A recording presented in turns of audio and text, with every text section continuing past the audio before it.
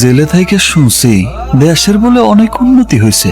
এত উন্নতি আমাকে বাড়ি কোনটা, আমাকে জায়গা বাড়ি বানালো কিডা?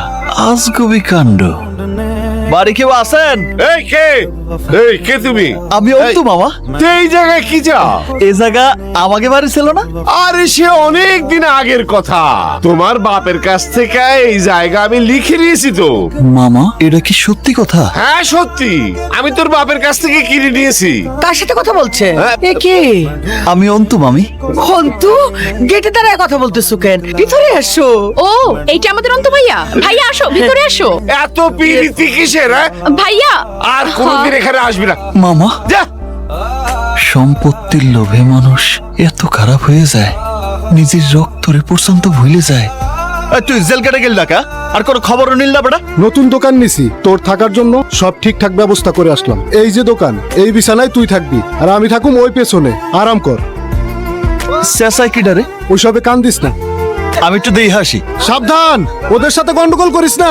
ভালো মন্দ বিচার হওয়ার আগেই আমি বিনা অপরাধে আবার চলে গেলাম জেলখানা। অন্তু ভাইয়া আমাদের বাড়ি থেকে যাওয়ার পরে অন্তু ভাইয়াকে পুলিশ ধরে নিয়ে গেছে। সে এখন জেলে। আমি জানি, সব শুনছি। এই ছোটবেলায় জেলে গেছিল, জেল থেকে বাইর হয়ে আবারও জেলে গেছে। আমি সব জেনে এসেছি। তুমি জানলে তো হবে না। কয়লা যতই তো, কয়লা কোনোদিন সাদা হবে না। তোর কালেকশন কত? 2 দিন পর্যন্ত বাস চলে নাই। 2 দিনের খরচাপাতি বাদ দিয়া কালেকশন হয়েছে 80,500 টাকা। ফান্ডে জমা করে দে। জামাল, তুই রিজি বাইকার অটো স্ট্যান্ড থেকে কত পেয়েছিস? 32,200 টাকা। টোটালটা ইলেকশনের ফান্ডে জমা হবে। আসসালামু আলাইকুম। তোমরা দুজন এদিকে আসো, ট্রলারের হিসাব পরে। আমি তো ব্যবসা বন্ধ করে দিছি বড় ভাই, আমি টাকা দিতে পারবো না। আমার টাকা তুই 7 দিনের মধ্যে ফেরত দিবি, এইটা আমার শেষ কথা। যা। ভাই, কাশেম আপনার মুখের সামনে বইলা গেল টাকা দিতে পারবে না, আপনারা ছেড়ে দিলেন। সামনে নির্বাচন, সব মুখ বুঝে সহ্য করতে হবে, কিচ্ছু বলা যাবে না।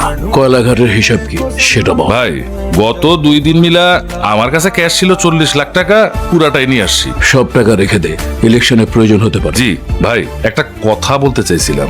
আপনি তো কাউন্সিলর নির্বাচন করতেছেন, এর জন্য এত টাকা পয়সা খরচ করা কি দরকার ছিল? আমি লোকজন নিয়ে যাইয়া ভোট কেন্দ্র দখল কইরা ব্যালটে সিল মেরে বাক্স ভরে দিলেই তো হয়ে যেত। আর তাছাড়া দল যখন আপনার নমিনেশন দেয়ই নেই, তখন আপনি ইলেকশন করা ঠিক হচ্ছে না ভাই। কারণ আপনার বর্তমানে স্ট্যাটাসের সাথে কাউন্সিলর পদটা যায় না ভাই। আরে দল তো নমিনেশন দিছে সাদা মানুষটারে, যার একটা টাকা পয়সা খরচ করার কোনো মুরত নাই। যা, চিন্তা করিস না, আশা রাখ, সামনে আমাদের সুদিন আসতেও পারে। আগে কর্তা, আপনাকে দায়িত্ব দিয়েছিলাম আমাদের পৌর এলাকার সংখ্যালঘু সম্প্রদায়ের নেতৃস্থানীয়দের আমার সামনে হাজির করার জন্য। সবাইকে উপস্থিত? আগে অধিকাংশই উপস্থিত। ধন্যবাদ। উপস্থিত মহোদয় বর্গ, আপনারা নিশ্চয়ই জানেন আমাদের পৌরসভা নির্বাচন হতে যাচ্ছে। আমি মেয়র প্রার্থী হতে চেয়েছিলাম, কিন্তু দুর্ভাগ্য, দল আমাকে নমিনেশন দেয়নি। নমিনেশন পেয়েছেন আমাদের মুরব্বী চিরকুমার সমাজসেবক স্কুল মাস্টার জনাব সাজ্জাদ সাহেব। নির্বাচন করতে, পোস্টার ছাপাতে সামান্য যে অর্থকড়ি লাগে সেটাও তার নেই, কিন্তু দল সমস্ত নির্বাচন পরিচালনা করার দায়িত্ব আমাকে দিয়েছে। আর এদিকে আমি 5 নম্বর ওয়ার্ডের কাউন্সিলর পদপ্রার্থী হিসেবে নির্বাচন করতে যাচ্ছি।